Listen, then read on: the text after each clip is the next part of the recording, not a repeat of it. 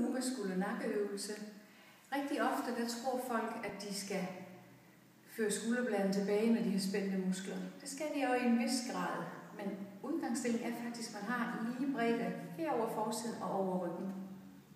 Så derfor skal vi have strakt forsiden noget mere, for at den kan blive lige så bred. Derfor find et stykke væg, vend ryggen til væggen, fold hænderne, skyd brystkassen frem og svej og bøj knæene.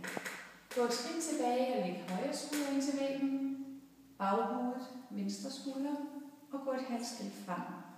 Så står du her med bløde knæ, foldede hænder, der hele tiden på udånding søger ind imod væggen.